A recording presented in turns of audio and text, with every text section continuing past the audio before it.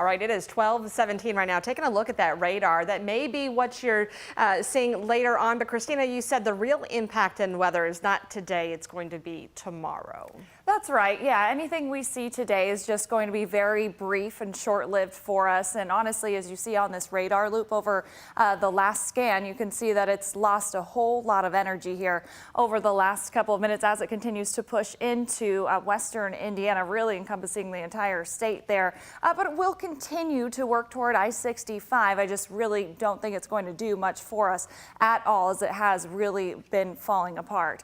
As we look a little bit closer, though, nonetheless, I do think you'll get some, at least sprinkles around Du Bois County here in probably the next 20 minutes or so, and then it'll just continue to fall apart even farther as it continues to get even closer to 65. And you can see that here on Futurecast. I do think we're going to be quite warm out there despite the cloud cover.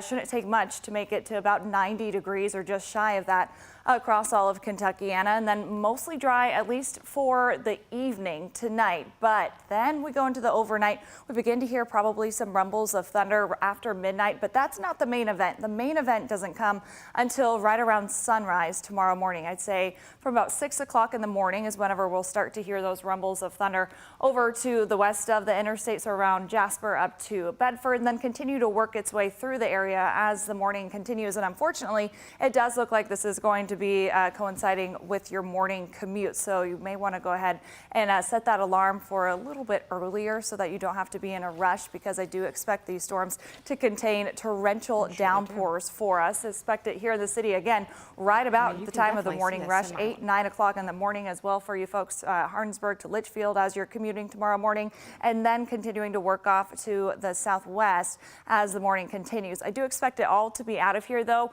by this time tomorrow, and then actually we'll probably see those clouds clear on out of here, and it'll be another warm day for us as temperatures will once again be reaching for the upper 80s to nearly 90 degrees. But in the meantime, we just have a level 1 of 5 on that severe weather potential scale. So for any of those storms to become severe, it's going to take quite a lot because it is a very low potential for us.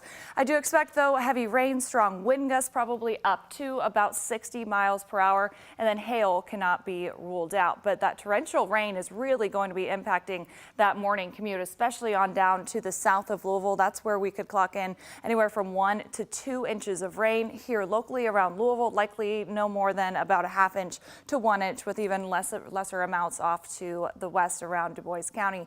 As for the weekend though, we're shaping up to look pretty decent around here. We'll have temperatures that are quite seasonable for this time of the year, a mix of sun and cloud cover, and potentially a quick sprinkle or two, but neither day looks like it's going to be a washout or really going to impact your outdoor plans in any way. Wonderful news there. Temperatures outside are in the low and middle 80s across the Louisville metro, and then we even have some 70s from Seymour over to Paoli. But as the evening or the afternoon rather continues, we'll continue to see those temperatures rise and eventually top out around 90 degrees. Same thing for tomorrow. Once we get those storms on out of here, just a very low chance of some sprinkles through Saturday and into Sunday, but then the sunshine returns and temperatures behave themselves, making it to the mid and upper 80s through much of next week.